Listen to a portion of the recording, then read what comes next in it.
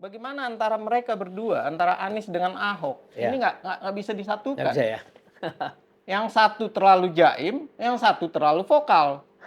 Kalau disatukan yang ada adalah Iya, warga Jakarta yang bingung. iya. Bagaimana pemimpin ini, kepemimpinannya ini seperti menyatukan dua matahari kembar di dalam Iya, iya. sebuah kepemimpinan. Karena semestinya poros ini yang dipisah. Karena Iya, kita iya. punya pemimpin begitu banyak yang baik, Anies, Ahok, RK. Kenapa mereka tidak dikompetisikan? Malah digabung. Kalau digabung, ya artinya orang berbakat, orang hebat digabung salah satunya, ditundukkan hanya untuk politik pragmatis, Iya. ini merugikan bagi bangsa dan bagi Iya, pemilih masyarakat. ya, iya. Apalagi jelas, nanti bangunannya akan jadi apa? Apakah sumur resapan Anies akan dijadikan kanal banjir timur oleh Ahok? Ini kan suatu hal yang aneh gitu loh. Apakah kanal banjir timur nanti akan ditutup Paranet? Nah ini kan nggak nyambung di antara keduanya. Mau disatukan kedua pemikiran yang mana? Gagasan nggak nyambung dua-duanya. Nah, namun PDI Perjuangan melihat bahwa rekonsiliasi, bahwa toleransi, bahwa persatuan dan kesatuan itu bisa disematkan jika Anies dengan Ahok. Oh gitu? Namun, pertanyaan berikutnya adalah apakah warga Jakarta akan menerima perpaduan antara Anies dengan Ahok? Bisa jadi warga Jakarta malah enggan. Sobat Panangian, kali ini saya mengundang kembali sobat saya yang sering mengisi podcast channel ini. Siapa lagi kalau bukan Efriza, seorang peneliti senior dari Citra Institute yang juga merupakan lembaga survei ya. Nah, jadi saya sapa dulu sobat saya. Selamat datang, Bung. Ini topinya baru lagi kayaknya. Kalau dulu ya kan, kalau dulu ada yang merah. Ya. Saya pikir PDI jangan kan. Ada yang biru dengan Demokrat. Ini sekarang Indonesia. Semakin jelas. Semakin jelas. Bahwa kita harus bicara Indonesia. Iya. Nah, Bung, saya mau tanya nih, kira-kira perkembangan dari apa yang sudah Anda analisa beberapa kali ya soal Pilkada DKJ khususnya nih. Iya. Terakhir-terakhir ini kan ada namanya Kim Plus. Iya. Berarti ada beberapa partai yang gabung ke Kim kan? Iya. Nah, jadi berubah petanya. Sedangkan Golkar sudah mendukung Deddy Mulyadi untuk maju di Jawa Barat. Berarti dengan sendirinya kan posisinya Ridwan Kamil, RK itu kan kemungkinan besar di Jakarta ya. Gimana pandangan Anda? Iya, ada hal-hal menarik yang memang terjadi dan kita juga melihat bahwa situasi sekarang ini dukungan sudah banyak dinyatakan, tapi surat resminya yang belum. Belum. Nah, itu masih menunggu. Karena ada tanggal 19 Agustus, kemudian 24, 26, dan 27 Agustus. Dan itu sangat berpolemik sekali. Kalau berbicara Kim Plus, yang menjadi pertanyaan, Kim Plus-nya ini siapa? Nah, plusnya ini apakah hanya PKB ataukah sama Nasdem? Karena jelas bahwa Nasdem sudah jauh hari menyatakan mengusung Anies dan memberikan kebebasan kepada Anies Baswedan untuk memilih wakilnya. Dan PKB sudah menyatakan tidak berselera jika aman yang diajukan. Sedangkan jelas kalau PDIP ini tidak akan mungkin. Tidak akan mungkin karena PDI Perjuangan masih sangat tidak suka dengan Pak Jokowi, apalagi keluarga Jokowi. Dan yang menarik adalah hal ini yang menarik PKS. PKS ini ada satu hal yang menjadi pertanyaan, apakah benar-benar PKS ini akan melepaskan Anies dan Sohibul dan kemudian memilih untuk bergabung dengan Gerindra.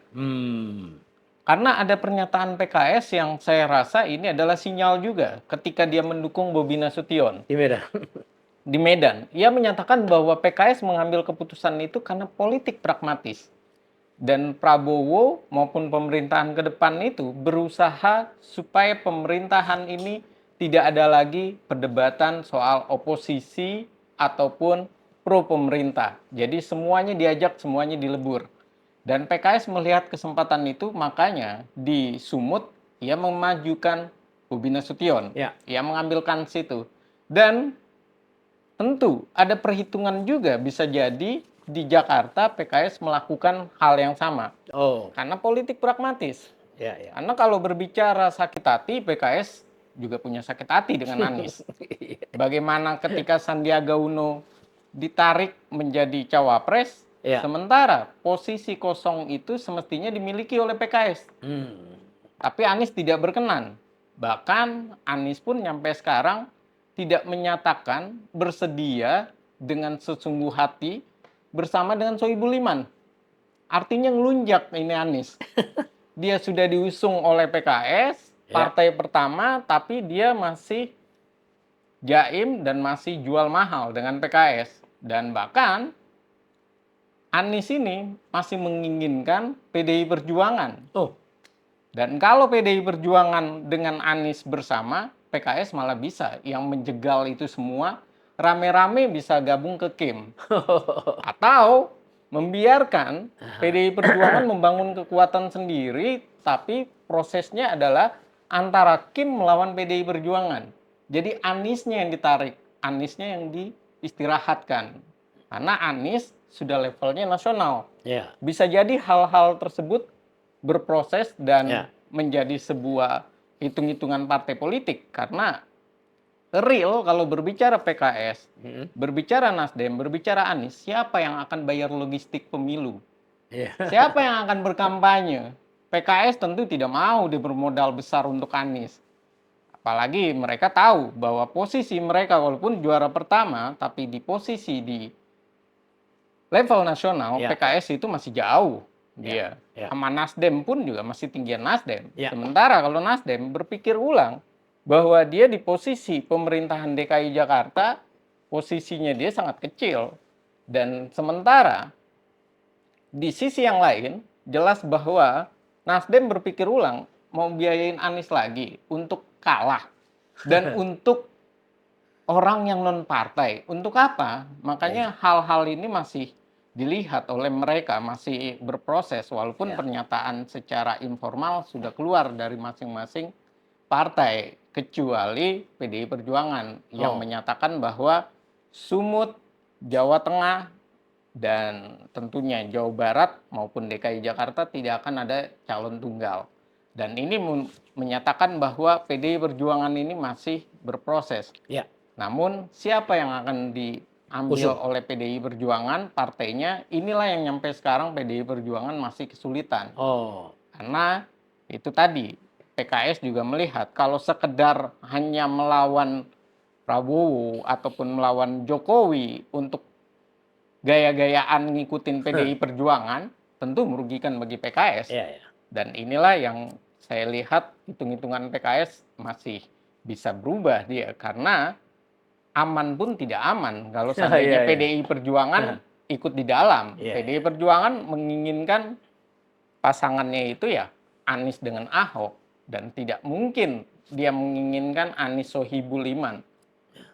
Dan inilah yang saya rasa membuat PDI Perjuangan harus ekstra kerja keras untuk supaya tidak ada calon tunggal dan supaya calon tunggalnya ini yang lebih mengkhawatirkan adalah bukannya Anies malah nanti kemungkinannya. Bisa jadi malah Kim, Anies yang disingkirkan. Dan karena kekuatan Kim itu lebih besar. Dia pengaruhnya dia lebih besar. Dia bisa mengajak di pemerintahan. Karena bagaimanapun Oktober menuju November ini sangat krusial.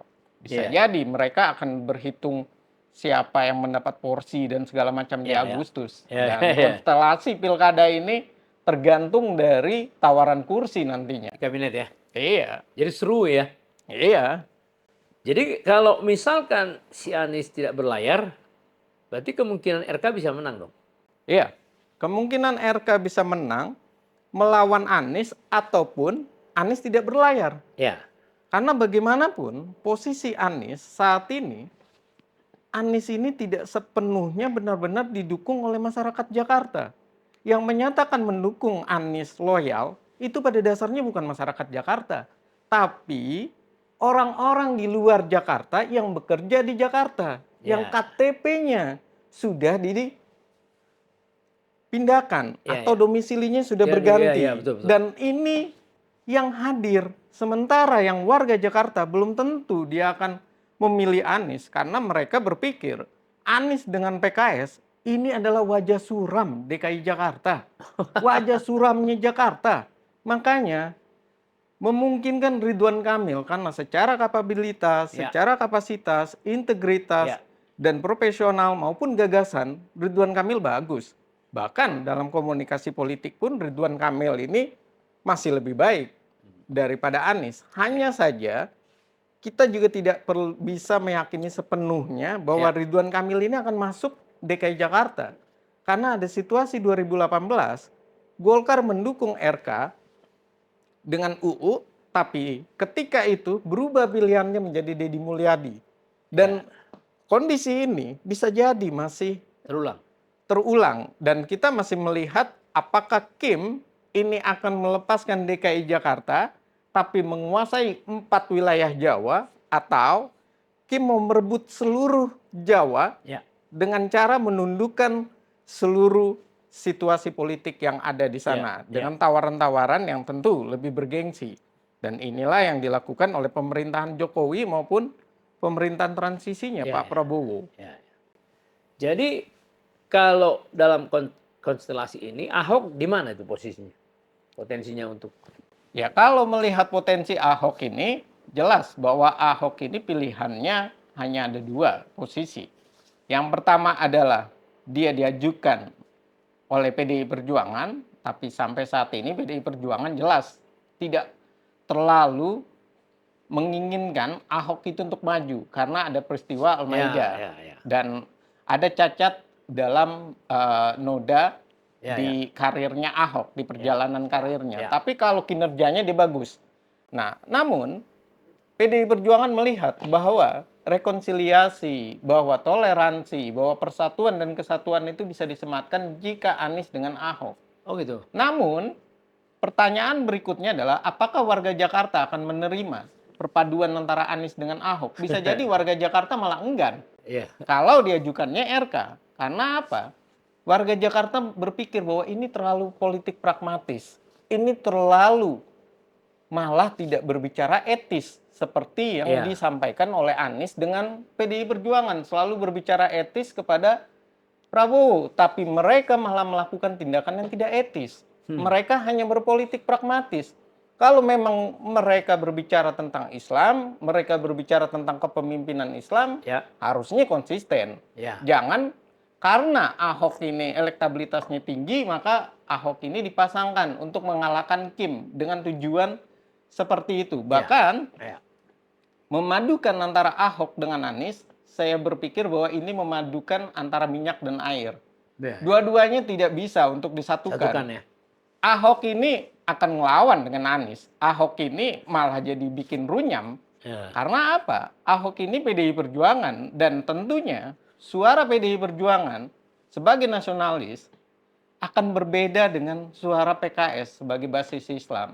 Dan Ahok ini tentunya di wakil gubernur kita bisa melihat potensi misalnya waktu Jokowi dengan Ahok itu Pak Ahok ini tetap berperan yang paling lantang berbicara. Bagaimana antara mereka berdua, antara Anies dengan Ahok, ini nggak bisa disatukan. Nggak bisa ya. Yang satu terlalu jaim, yang satu terlalu vokal. Kalau disatukan yang ada adalah warga Jakarta yang bingung. Bagaimana pemimpin ini, kepemimpinannya ini seperti menyatukan 2 matahari kembar di dalam sebuah kepemimpinan. Dan poros ini adalah poros yang saya rasa inilah yang menguntungkan RK kalau dia disandingkan 2 poros ini. Dan 2 poros ini adalah perpaduan yang saya rasa perpaduan yang kepemimpinan gagal bagi Indonesia. Karena semestinya poros ini yang dipisah. Karena kita punya pemimpin begitu banyak yang baik, Anies, Ahok, RK. Kenapa mereka tidak dikompetisikan?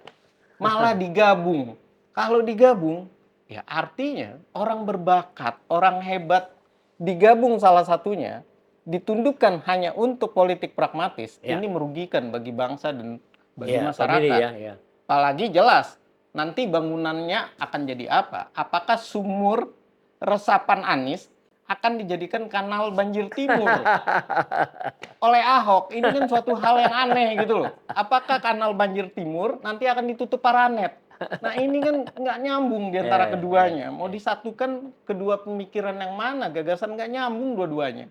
Oke, sekarang mari kita lihat peluang RK misalnya ya. Digabungkan atau disandingkan dengan Kaisang, gimana?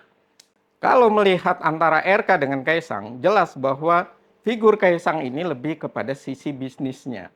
Figur Kaisang nanti akan berbicara tentang aglomerasi yang berkelindan dengan kakaknya, dengan posisinya Gibran. Dan sementara RK ini khusus untuk memajukan infrastruktur Jakarta. Wajah Jakarta seperti layaknya Bandung.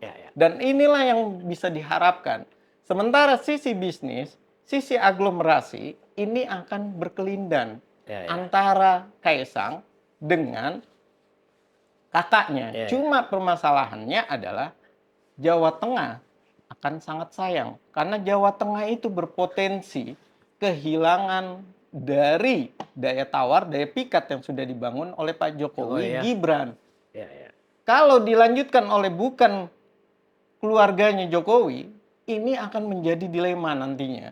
Karena keberhasilan Jokowi dengan turunannya apa yang sudah dilakukan oleh Gibran, inilah yang dinilai oleh masyarakat. Dan inilah yang menyebabkan PDI Perjuangan itu 10 kursi hilang.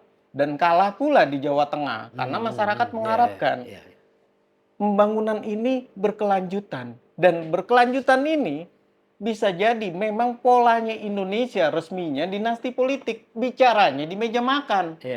Tidak mungkin dia akan berbicara bahwa ini loh yang dilakukan oleh Gibran nanti dilakukan oleh orang lain. Tidak akan mungkin mereka berani membocorkan apa yang sudah dilakukan oleh mereka. Apalagi itu rekam karyanya mereka. Tentu pembicaraan ini nantinya di atas meja makan antara Jokowi, Gibran, dan Kaisang kalau di Jawa Tengah. Jadi posisi ini dan lagi pula di Jawa Tengah ini Kaisang masih sangat berat karena masih ada proses MK tentang batas usia yang digugat kembali. Makanya di Jawa Tengah ini posisinya Kaisang dicoba untuk diamankan diganti dengan Tas Yassin. Dan inilah yang terjadi. Kalau Kaisang ke Jakarta artinya di Jawa Tengah tidak aman. Kondisi perpolitikan tidak memberikan kenyamanan bagi Kaisang. Apalagi kalau keputusannya sudah hadir. Keputusan batas usia ya tentu Kaisang malah kalau batas usianya ini digugat, dibatalkan, ataupun terjadi suatu hal yang anti klimaks, tentu Kaisang tidak bisa dimajukan untuk gubernur dan baik DKI Jakarta maupun Jawa Tengah. Dan posisi-posisi ini yang saya rasa dipikirkan oleh mereka. Memajukan Kaisang di Jawa Tengah tapi berpotensi besar, bermasalah, dan memajukan Kaisang di DKI Jakarta juga bermasalah, ini juga yang perlu diperhatikan. Makanya usungan Kaisang ini menunggu situasi perpolitikan pada dasarnya, bukan menunggu 27 Agustus semata. Jadi ada kemungkinan juga Kaisang akan kembali ke Jawa Tengah ya? Iya. Jadi artinya pasangan RK bisa datang dari partai yang misalnya PKS gitu. Gimana? Bisa jadi memang pasangan RK bisa jadi dari PKS. Atau dari PKB? Hal ini juga memungkinkan dari PKB karena PKB latarnya NU dan sisi yang lain kita harus melihat bahwa latar masyarakat Jakarta itu pada dasarnya lebih kuat dari NU maupun dari Muhammadiyah ketimbang dari Islam kanan yang dilakukan oleh PKS. Jadi masih ada kemungkinan, tapi kecenderungan terbesar kalau mau menggagalkan Anies maka harus diisi oleh wakilnya dari PKS.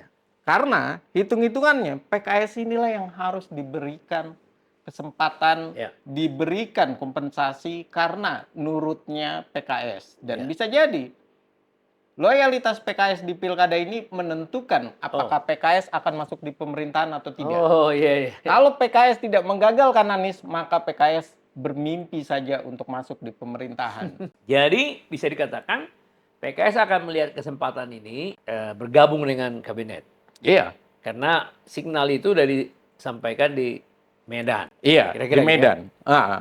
Dan signal di Medan bahwa PKS mendukung Bobi Nasution, dia politiknya pragmatis, tentu PKS itu menyampaikan dia butuh menjadi wakil dari Kim Plus. Dan Kim Plus inilah yang orang tidak pernah tahu siapa di balik ini. Siapa yang bermain dan siapa yang akan diuntungkan. Nah, kalau Kim Plus ini hadir, menarik memang nantinya siapa lawannya.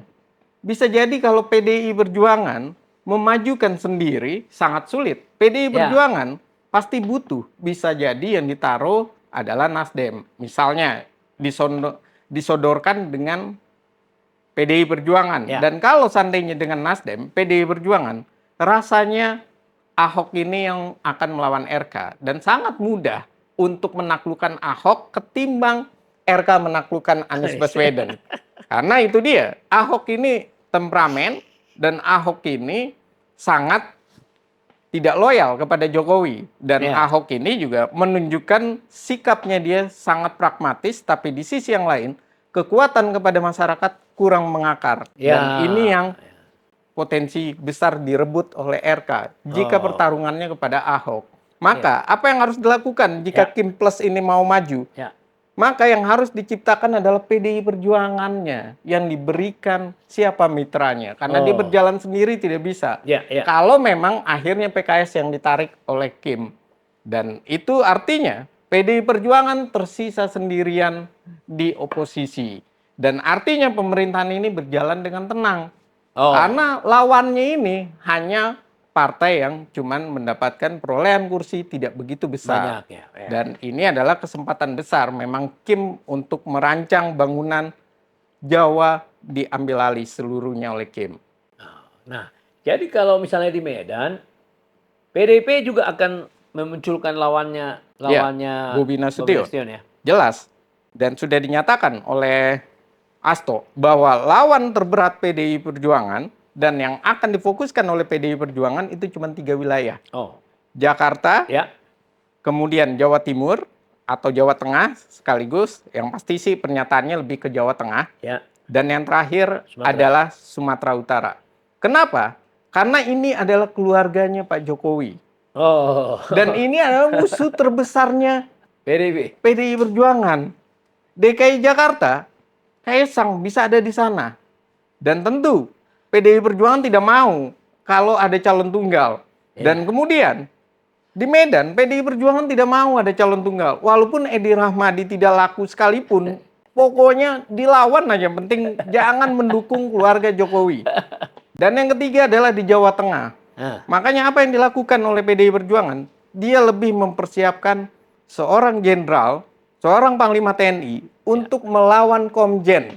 Dan ini adalah membuktikan bahwa PDI Perjuangan ini yang penting pertarungannya adalah 3 wilayah itu. Bagaimana mereka menjatuhkan, mengalahkan keluarga Jokowi. Jadi pertarungan pilkada di daerah-daerah buat PDI Perjuangan tidak terlalu masalah. Tapi 3 daerah ini yang berpotensi keluarga Jokowi, inilah harga mati bagi PDI Perjuangan. Jadi PDI Perjuangan cuma satu misinya dia, mengalahkan keluarga Jokowi dan membuktikan bahwa Jokowi itu pernah kalah dalam pemilihan umum. Dan ini adalah suatu hal yang menarik memang. Itu ya. Jadi bisa dikatakan yang paling seru dari ketiga itu DKJ juga ya. Iya. Memang DKJ ini paling seru karena DKJ inilah yang terombang-ambing. Yang dikerjai oleh Kim sampai semuanya tidak ada yang bisa tidur nyenyak. Kalau di Jawa Tengah semua orang mendapatkan posisi. Sudaryanto mendapatkan posisi wamen. Pak Lutfi mendapatkan posisi. Dia menjadi irjen, dia bisa jalan kemana-mana. Dan kemudian dia naik posisi menjadi komjen. Dan ini adalah menguntungkan semuanya kalau Jawa Tengah. Tapi kalau DKI Jakarta ini benar-benar dibikin tidak tenang situasi politiknya. Sementara kalau di Jawa Barat, saya rasa mau Ridwan Kamil, mau Deddy Mulyadi bisa dirangkul oleh Kim, bisa dimenangkan oleh Kim. Tapi posisi Jakarta inilah yang dibuat ketar-ketir. Mengajukan Ahok, punya sedikit cacat, memajukan Anies, bisa jadi ditinggal. Dan ini keuntungan Kim yang diam tapi sangat menghanyutkan. Sementara di Banten saja, di Banten, Kim sudah menguntungkan. Oh. Bahkan Kim pun siapapun calonnya, dua-duanya dari Kim. Baik Andra Soni maupun posisi Airin. Airin dipasangin dengan Ade Sumardi. Airin pun sudah menyatakan mereka bertarung, tapi mereka nanti ketika terpilih Airin pasti gabung sama Airin. Dan itu sudah dinyatakan oleh Airin. Pasti partai-partai ini ikut gerbong kami di pemerintahan nanti. Dan pasti mereka ini akan mendukung kami kalau kami sudah menang. Dan itu artinya aman. Dan PDI Perjuangan tidak berkutik di Banten malah. Dia mengikuti alurnya Kim. Sementara di DKI Jakarta, inilah yang sangat-sangat membuat situasi perpolitikan repot buat PDI Perjuangan. Nah, kalau Jawa Timur gimana PDI Perjuangan? Ya, kalau Jawa Timur, PDI Perjuangan memang menginginkan bahwa dia melawan Kofifa. Hanya persoalannya, tinggal PKB saja. PKB berani atau tidak memajukan calonnya, kadernya. Karena cuma dua partai ini yang benar-benar tidak mau Kofifa. PKB yang menyatakan sendiri bahwa Kofifa itu punya kelemahan, Kofifa kepemimpinannya kurang cakep, kepemimpinannya negatif atau minus. Sementara PDI Perjuangan ingin membuktikan bahwa mereka punya banyak kader. Hanya saja dua partai ini masih tenang. Nah, persoalannya adalah bagaimana Kofifa bisa merebut PKB. Dan merebut PKB ini sangat sulit. Dan inilah yang saya rasa terjadi perebutan pansus PBNU dengan PKB. Karena wilayah Jawa Timur adalah wilayah PKB yang PKB-nya mau melawan Kim. Namun persoalannya, melawan Kim pun PKB tidak akan lebih kuat daripada Kim itu sendiri. Karena potensi menang dari pasangan petahana antara Kofifa dengan Emil Dardak masih berlanjut untuk 2 periode. Dan Jawa Timur saya rasa udah dikunci. Hanya persoalannya adalah menjinakkan DKI Jakarta. Ini yang perlu dilakukan oleh Kim. Dan itu yang membuat PDIP terus berpikir keras. Supaya calonnya bisa menghadapi Kim ya. Iya, jelas. Bahwa PDI Perjuangan ini sangat sulit. Dia cuma punya satu calon yang paling kuat. Yaitu Ahok saja dari segi elektabilitas. Tapi dia punya noda. Sementara Edi Prasetyo sangat sulit untuk ditaruh di sana. Di sisi yang lain, Andika Perkasa walaupun siap untuk maju DKI Jakarta, tapi Andika diyakini lebih tertarik untuk Jawa Tengah. Karena posisinya dia, walaupun Panglima TNI ini adalah satu-satunya Jenderal Bintang 4 yang nanti akan bertarung melawan jenderal di bawahnya secara hierarki dan bikin malu TNI memang. Tapi Jawa Tengah ini perang bintang sudah biasa. Ada Mardianto, ada Bibit Waluyo, Letjen dan Komjen. Artinya, Letjen Komjen ini sudah biasa. Nanti bintang 4 juga bisa jadi akan menarik di Jawa Tengah. Cuma persoalannya, Andika akan malu kalau ke DKI Jakarta. Karena tidak punya track record yang tinggi dalam hal itu tadi, posisi tawar. Sementara kalau di Jawa Tengah, posisi tawarnya PDI Perjuangan ini kuat. Kandang banteng. Nah, kandang banteng, makanya disebut dengan kandang banteng yang kokoh di sana.